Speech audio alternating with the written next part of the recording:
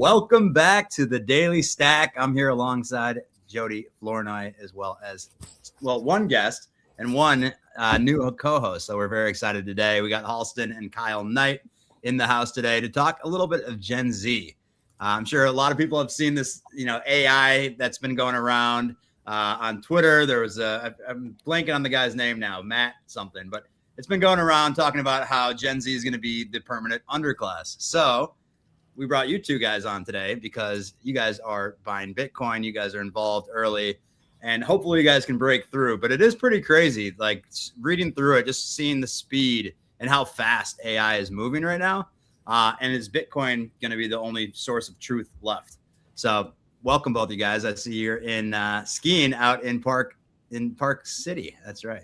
Park City. Yeah, no, thanks, Avi. Jody, good to see you, Halston. Great to see you yesterday and today again, doubling up. I know. Excited for our conversation today. Yeah, looking forward to it. So we're gonna. Oh, go ahead, Juds. I was gonna say, yeah, let's dive right into it. I was gonna show you for the audience, those that haven't read it, Matt Shumer. I assume I'm pronouncing that right. Something big is happening. Natalie Brunell shared this, and I think that's how it hit my timeline.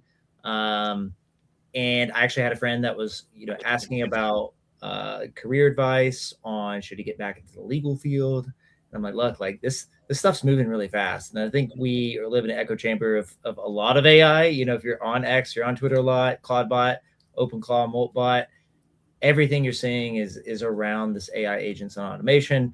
But this is a really good article to show why this is moving faster than anyone expected, and it's just going to exponentially move faster. So for the audience, if you have a chance, go read this. It's not that long. Something big is happening. It's about how AI pace is way faster than anyone expects, and what potential disruption that could be. Yeah. Well, and we all said we shared it with someone. 40 million people have now seen that. So it's been viewed quite a bit. And thankfully, I think people are still asleep at the wheel. I had a conversation with a bunch of my friends today about this morning, talking about it. And it is something that, we're living it. Jody makes things every single day. I've been toying around myself. And looking back, even from, when it first started, AI, there was AI tools that we didn't even realize were AI, looking back, because I was in sales. And we'd have recordings. It would then translate all the recordings. It would, be able to find certain things for you. Looking back, that was AI, right? But the speed of acceleration, ChatGPT, I think, being that paramount moment where people are like, oh my God, it can like write in a whole essay for me. Now that seems like table stakes, right? And Jody's, prime, he can talk in depth about this, but we're making so many different tools now where the bots can continue themselves, right? And my friend Drew says, don't call them bots. They don't like that, so you gotta be careful and treat them nicely. But it is phenomenal. It's the biggest news story, obviously. And one thing that I, have started to research or look into more, these bots can't open bank accounts. There was a big tweet about that. Maybe they one day can, but ultimately they're going to be using digital currency. So that's why we're wrapping AI now with Bitcoin. And I think it is pretty fascinating to see. And ultimately, in this world where people can just copy each other over and over again, that was the quote I sent you, Jody, that I thought was just, extremely powerful. It was the fact that everyone's going to be able to copy each other. Like one day, we're not going to even be on the podcast. It's going to be, copies of us basically talking, right? However, since there's only 21 million Bitcoin, that can't be, copy pasted over and over again. So I think that was very powerful in thinking ahead of where Bitcoin can go. It is very interesting. Name it S21. Treat them nicely. Show some respect. I think I was just going to say, I think the paragraph of the section that stood out to me and it reminded me of Bitcoin was where, you said ChatGPT was that changing of the tides where people started to realize the power of AI. And I'm like, well, it also highlights the users of AI in 23 and 24 where they used it and they wrote essays and it was like, and they hold on to that as what the power of AI is. And I think that there's an analogy there to Bitcoin, right? And what the community has been over, the first 15 years or, 13 and to what it is today. A lot of people got a moment in time where they saw it at a peak, top of the bowl, and it goes down, and they just associate it with the FTX, the Mt. Gox, the past. And so I think hopefully we can take a lesson from how AI is going about adoption, and the community are teaching, people about the power of it today, and try to apply that to our community in Bitcoin. Yeah. I mean, even with TradFi, I remember the people that graduated right before 2008 crash. Think about your first paycheck goes in the stock market, tanks, and then it's hard to get those people back. You're psychologically scarred. Yeah. So it is the people that have been in Bitcoin for a while that have, no one's really worried that's in Bitcoin that the price is going down right now. A lot of my friends are happy, because it's cheaper Bitcoin. But it is something to consider. You see generations just not invest now because the timing in which they were born, right? And so Yeah. it's something to explore. I had a friend to add on this just yesterday share with me they submitted to Y Combinator, an AI company that their goal is decentralizing and de-risking the execution risk associated with entrepreneurship, where you just need an idea and the AI does everything, and you're like a taste agent basically, but it's got taste. So I was going back and forth about what are we needed for, but it's mind-blowing that what's a year from now, what's 2 years, what's 3 years from now. It's kind of scary for me. No, it's definitely terrifying. Did you guys use it? Halston, I know you're closer to graduating, but did you, like in college, was everyone writing their essays, or did they? I know there was some defense that the colleges could use to say that this was written with ChatGPT, but how are people using it? I can't even imagine going to school with AI. It would be completely different. Yeah. I mean, it was definitely, so I graduated last year, and so it was starting to get pretty good. And I would say professors were getting really good at catching on to people using ChatGPT to write their essays. And they would put like a specific prompt in like a transparent font on the assignment so that they would know if you just copied the assignment and pasted it right into ChatGPT. I think now I still have friends that are still at SC, and they're telling me they have like this partnership. So you have to sign in to ChatGPT with like your usc.edu email, and it's like more of like a controlled environment. I mean, I'm like, what are the chances people are actually, adhering and doing that? But no, it was crazy. I think I can't imagine like being in college like right this second and having all these tools and just feeling like, I don't know. I just feel like the way that college goes and the way that the curriculum is just so inefficient. And I can't imagine being like given all these assignments that just feel so useless when there's literally like Claudebot and things that you could be building in that same time. So I don't know. For me, I'd be really frustrated and glad I'm not in college anymore.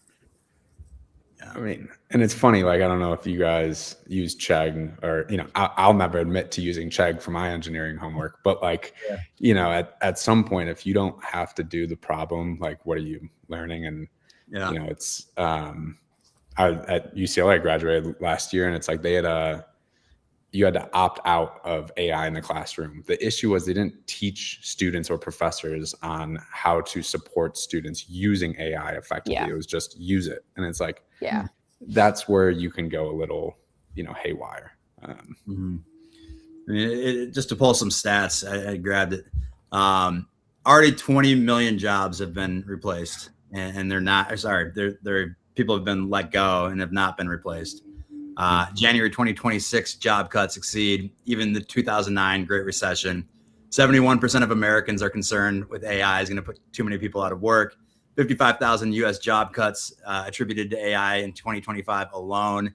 Amazon axing 14,000 corporate positions. And it's not just like you think the manufacturers, robots are going to take some of that, but it's pretty much if you're not the CEO, C-suite, like high level management, you're at risk right now. And it was funny. I actually did this with my friends this morning.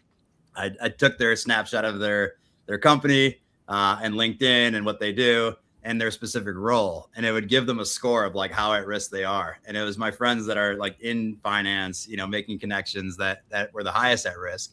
And it was, I have a friend that's a creator and he works with different animals and whatnot.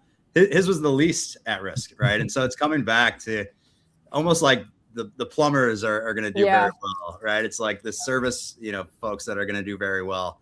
And everything that you guys learned and we learned, in college, you work hard, and we've seen it in a different stage, right? You work hard, you have that 9 to 5, someone can be at home with the kids. That life's far gone, right? That was our generation.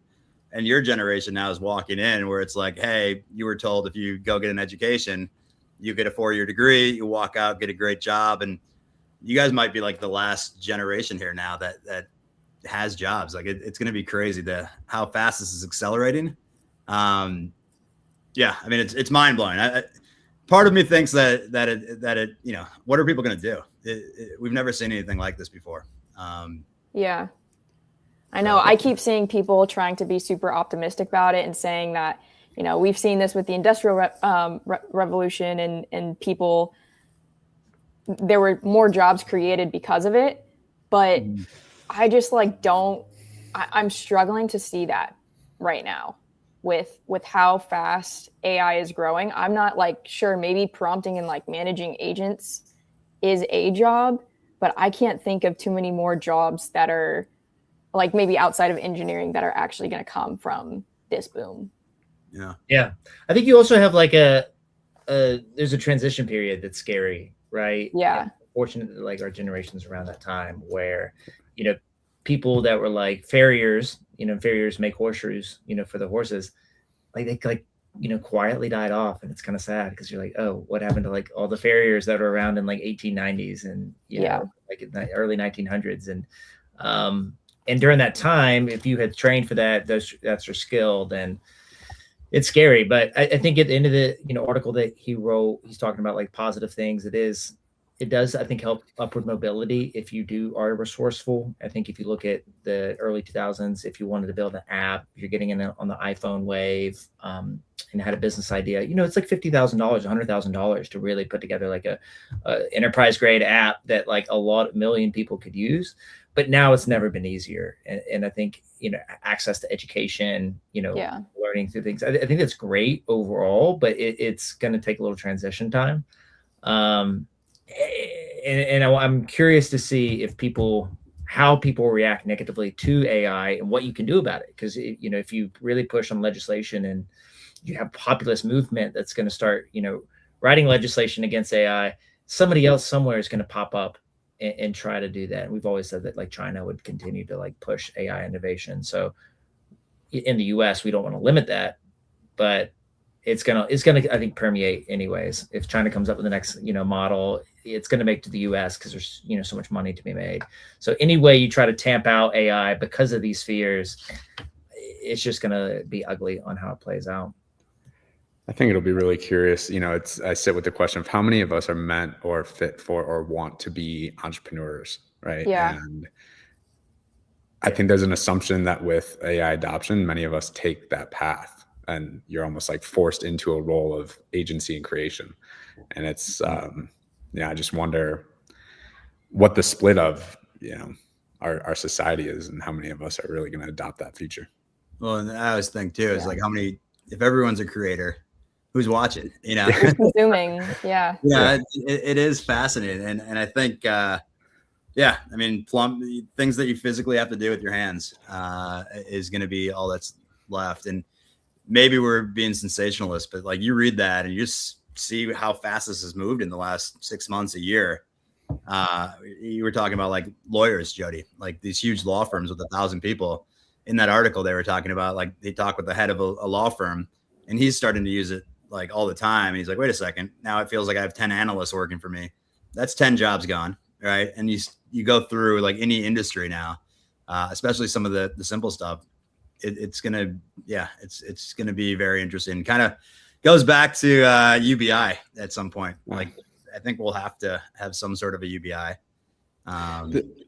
Yeah. A question: do you think, and before just the UBI, I hadn't thought about this, but will law firms be able to charge this same prices, or are we, everything that you get deflationary, it just becomes cheaper because everybody can provide the service? Yeah, I mean, it really it's got to be cheaper. Yeah, I compared it to airline pilots to my friend. I was like, airline pilots used to be this, it is still is a respected profession, but it's much harder than it used to be. You know, you look at the people like Pan Am, you know, like wearing these cool like costumes, and they're getting in, and a pilot used to be like a doctor, like someone that's very seasoned, coming out of like World War II as a fighter pilot.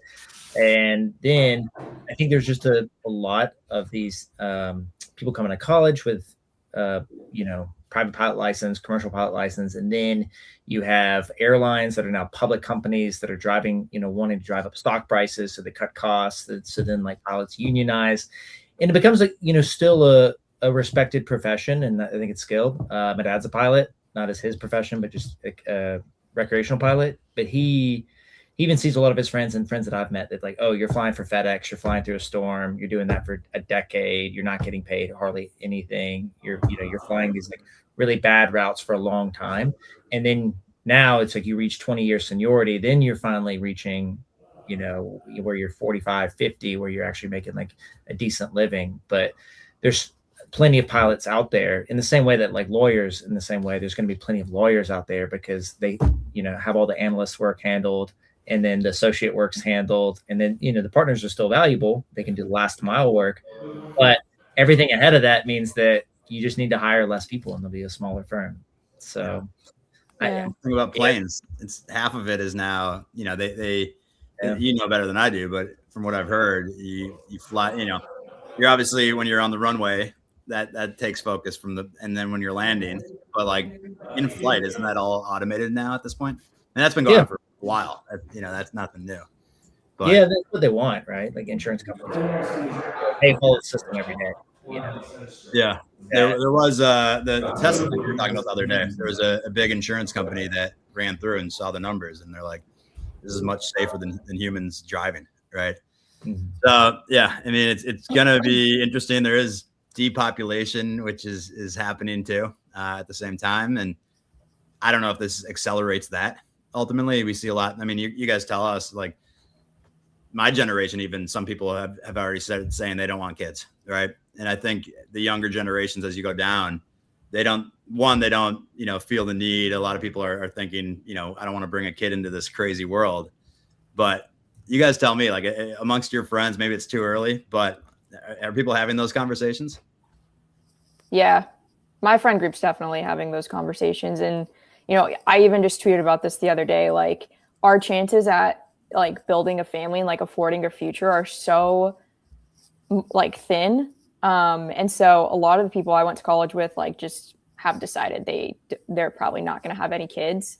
And that was even before we saw all of this crazy fast AI stuff come out, like in the last 6 months. This was like what, a year, 2 years ago, already people having these conversations just with how things are with student debt and the housing affordability crisis and employment's like, it's so crazy. Like entry-level jobs are not paying very well. And they're also wanting you to have like 3-4 years of experience. And it's just not entry level. Right. And so it's like, you're struggling to find a job post-college and you find one, you're like working crazy hours and like not making enough.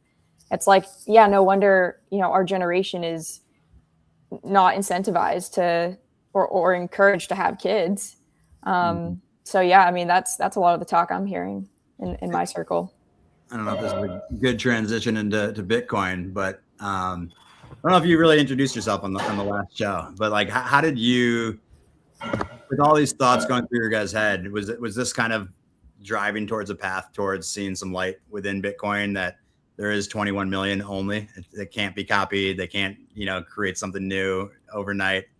It has that network effect, which I think is, you know, I asked this question. I was like, why doesn't someone just recreate Bitcoin? But the reality is it has the network effect already. And that's hard to replicate and hard to, you know, go back in time and create that. So curious, like if some of this drove you down that path of seeking more truth and what is money, asking that question.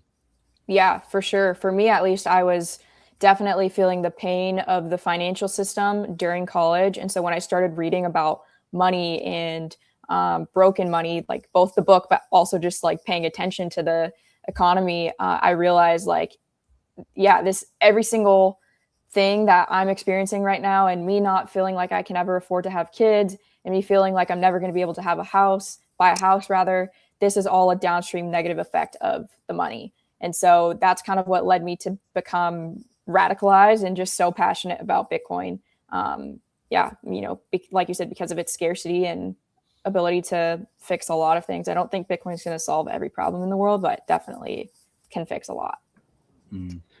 Yeah, adding that, I think growing up, at just our generation, and I wonder if you guys had a different perspective on like how the internet felt, of like, was it efficient for you guys and you felt like the tools that were available, the platforms were like great?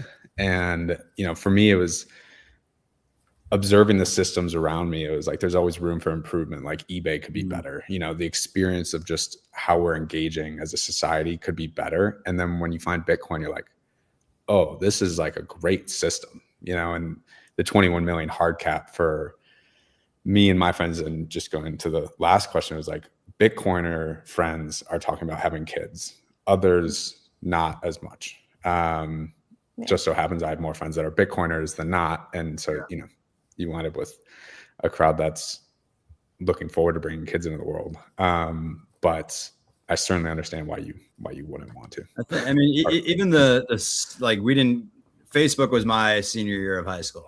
And then Instagram came. And what that does to the generations as well, you're only seeing people's happiest times, right? And so people are factoring in like depression. They're thinking that they're behind and their friends are all crushing it, but they go on one vacation a year. They show that on, Instagram, and then everyone's jealous. And it does create this, if someone is not going on those vacations and can't afford it, you feel like you're falling further and further behind. And so, you see these young influencers, there's a handful of them that are making a lot of money.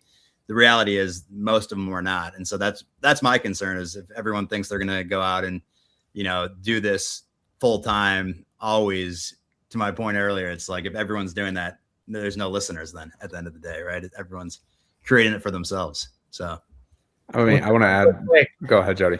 I was going to say Coinbase Super Bowl commercial. I thought that kind of tying into people's reception of it and how like just the vibes are out with the normies that aren't, hardcore Bitcoiners. It's, people are singing along, and this is something that Marty Bent put out in his newsletter the other day. Is like, you have this great thing. I think Backstreet Boys, people see like karaoke style words coming up on the screen, and then boom, Coinbase surprises everyone. And you're like, oh, and people felt rugged. They were booing the screen. There's like, I saw videos of people, at a bar, everyone's booing because people have gotten rugged. And like you guys both mentioned on, finding things that are like long-term value, delayed gratification, planning out your life and not looking for get rich quick schemes.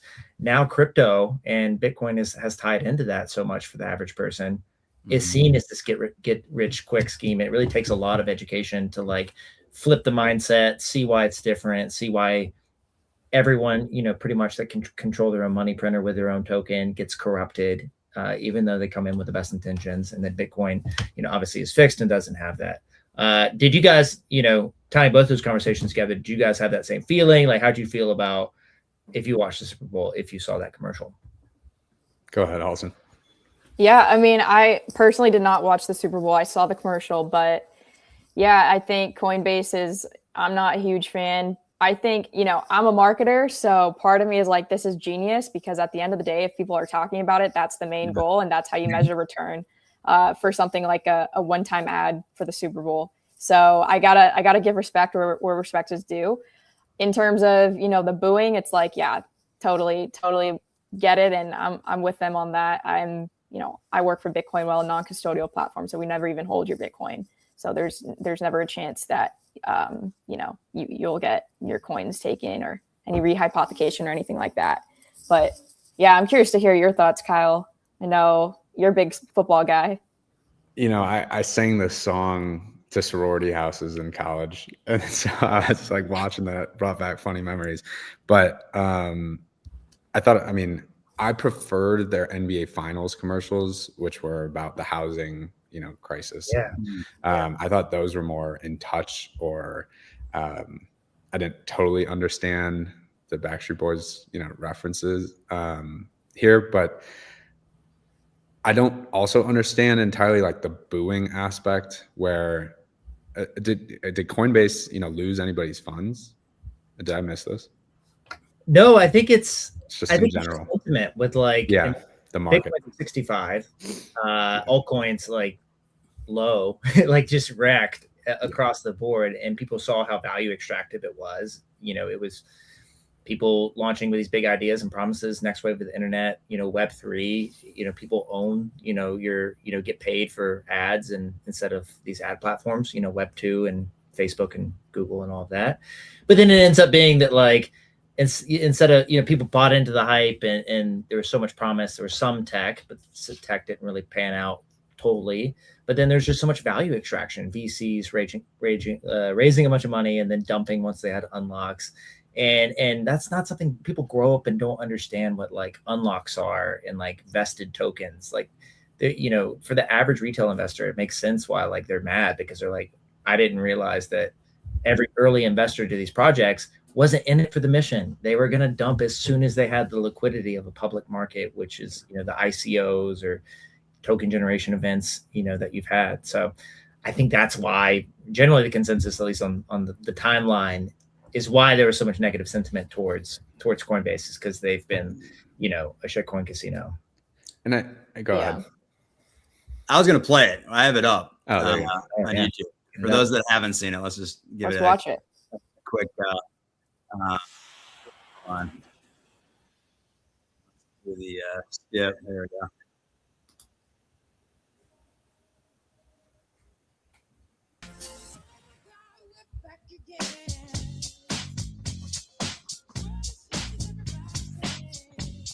You guys able to hear it? Mm-hmm.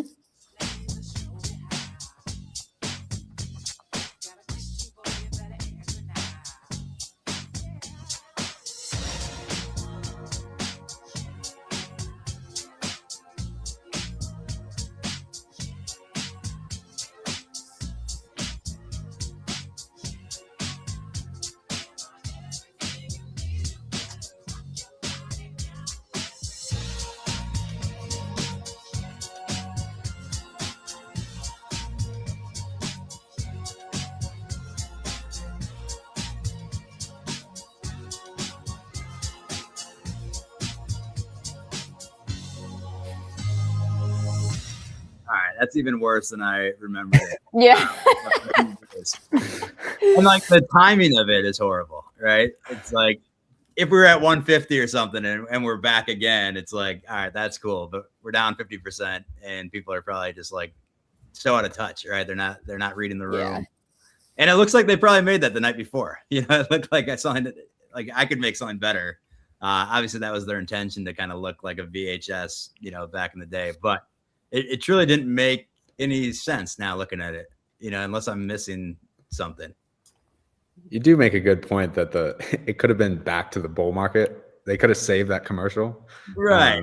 Yeah. I think the energy's there, but it gets into I think talking to Bitcoiners, and I wonder if you guys align, like it's kind of, our focus is on getting peace of mind, right? And Bitcoin provides that. And, having your financial future secure is something that you can feel comfortable with. And when you talk about, these casinos and Coinbase, how much of, responsibility they have on the educational awareness side, right? To Jody's point of not, people not growing up knowing what vesting is and unlocks and the sort, like at what point does Coinbase need to provide, stronger onboarding or exchanges to make sure that, market participants really know what is at risk? Mm-hmm. This is a good point someone made. Michael Abbott, 21 million cap will probably be more like 14 to 15 million as time goes on. People die without leaving their information or access to Bitcoin. People sending Bitcoin to non-Bitcoin wallets, tie up court battles, etc. That is a good point. And now we're cheering for quantum, to go find it again. So that is an interesting, because right now there's only like 19 actually in circulation, right? Satoshi's got 1 million, and then there's been like about 1 million lost. That is a really good point that probably has not brought up a lot. Yeah. So, all right, Halston, I'll let you go, but I was gonna also bring it back to you guys, Bitcoin Culture Hub. What have you guys been cooking up? You've been hitting a ton of conferences, and really the driving forces behind it. I know that cultural like Trojan horse, or culture as a Trojan horse, has been a big driving force, big strategy for both of you guys. So want to make sure we cover that. Yeah, no, thanks for providing the opportunity to share a little bit. And Halston's been great support. We aligned because we actually met from Ella Huff introducing us because we were building something really similar and similar ethos. And when I tell the story, because it's hilarious for us, like we showed each other the lovable MVPs we had built, and they were like identical, same color scheme, same everything. And it was like, this is weird. All right. Like the branding too. Which we ended up, like, neither one of us ended up using it, but such fun.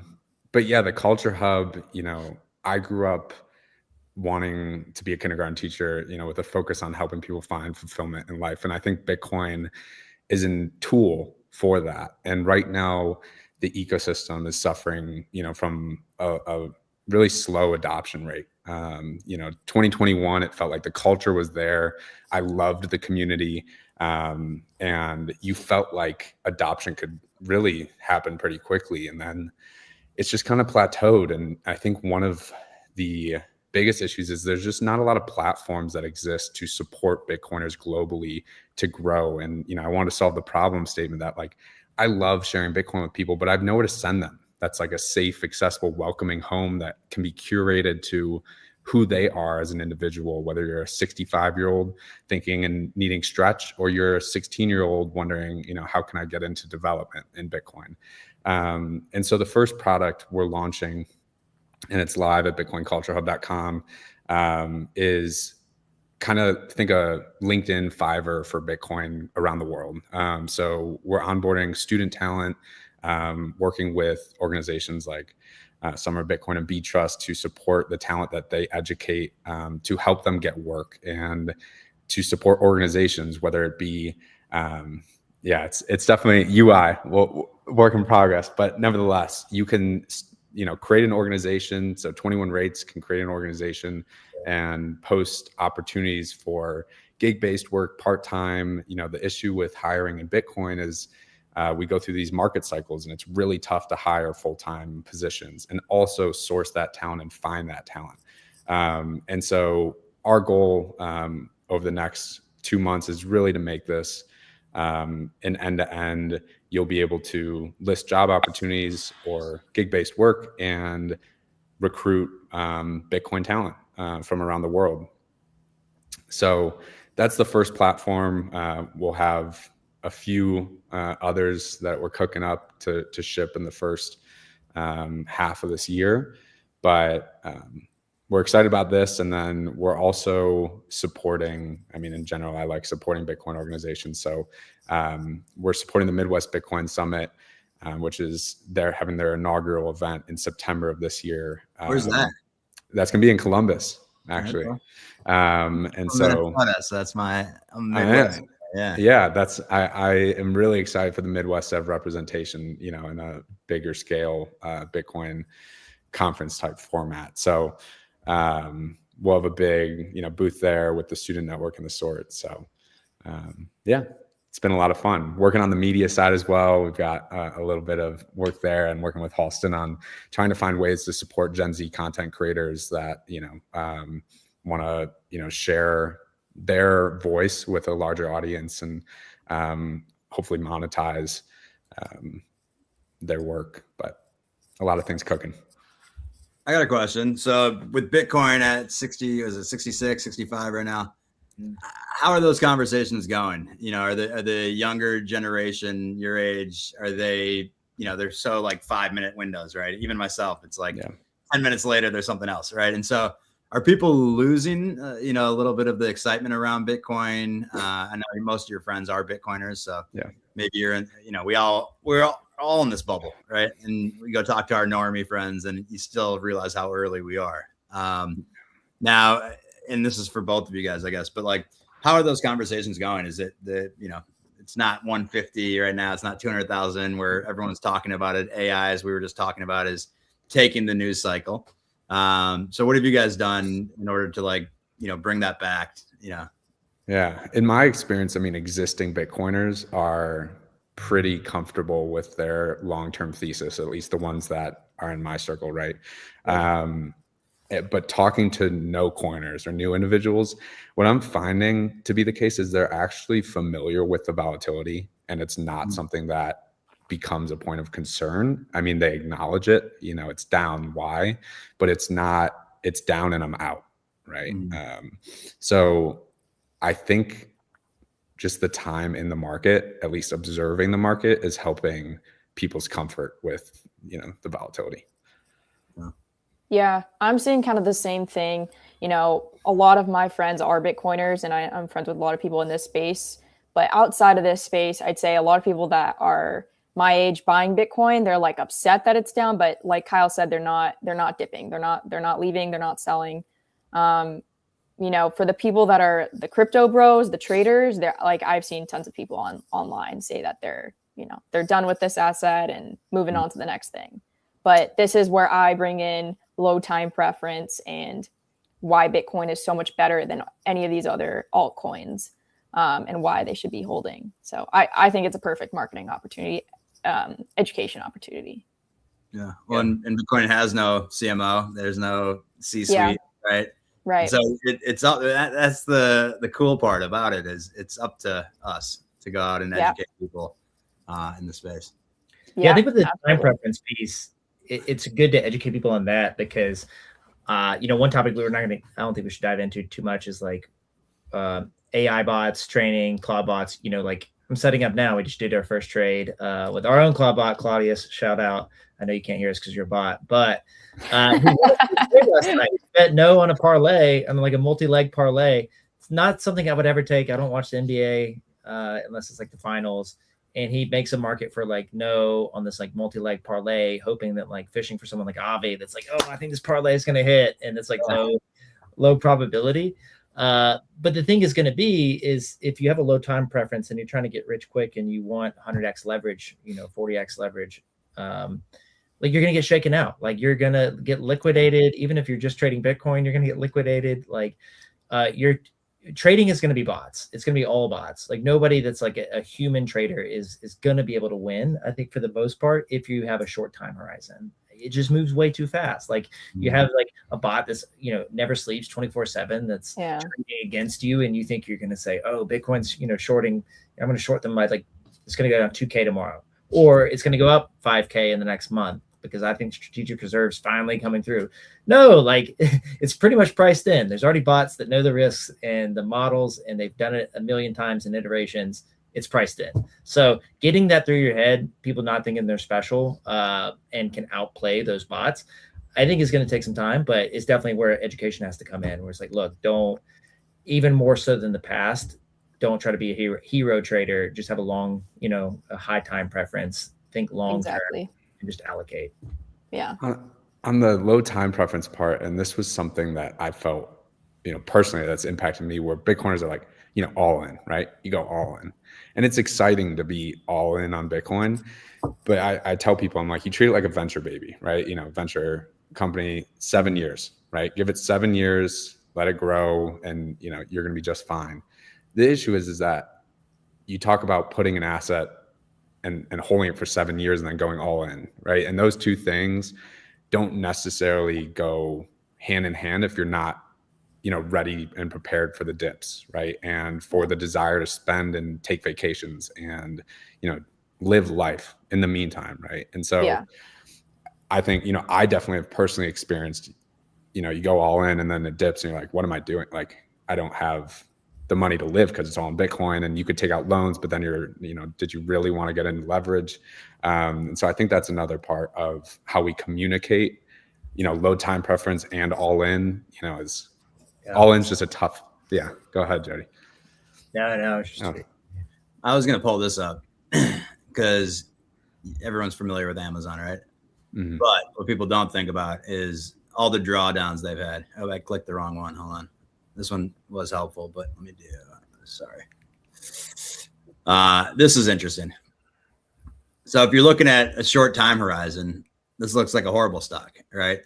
And you look over the time, and there's several examples of this, but good things do take time, right? And especially something completely new like Bitcoin.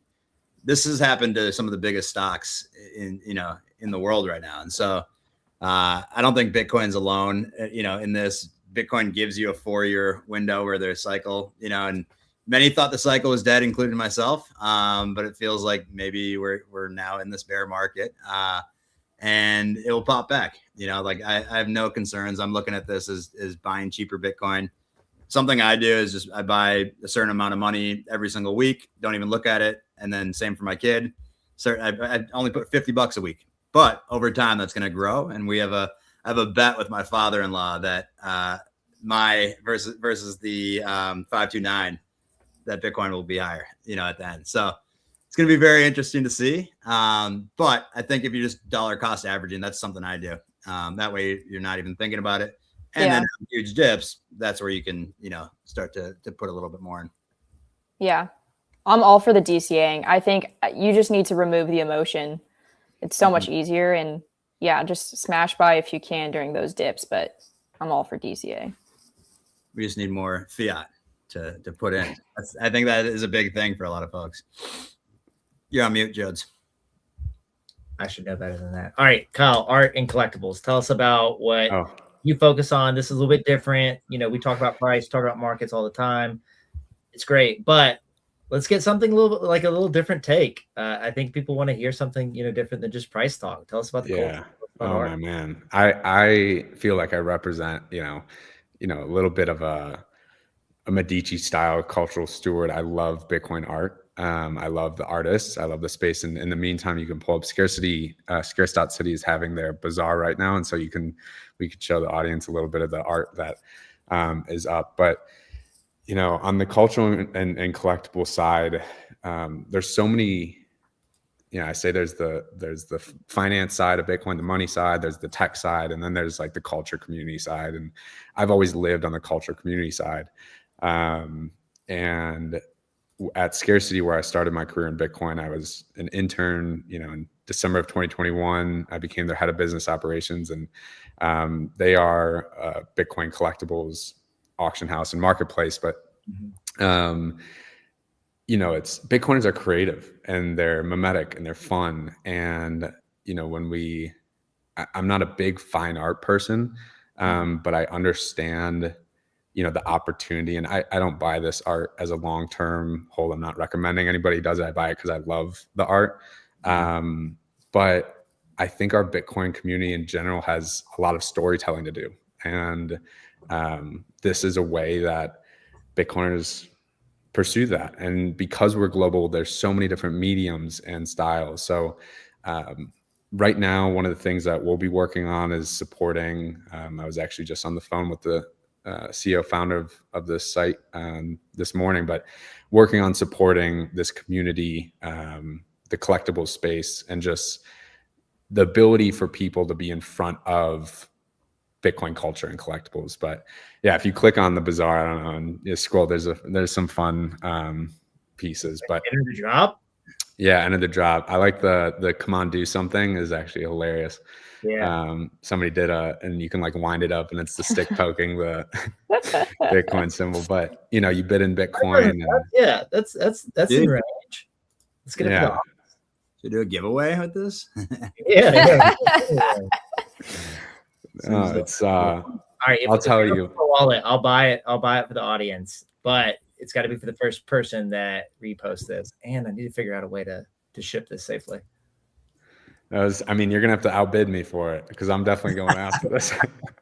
It's gonna go live. Retweet it. If you retweet this stream, one of us will buy that. Or the audience might buy it. So I'm not. Kyle, I'm not gonna front run on this. No, it's okay.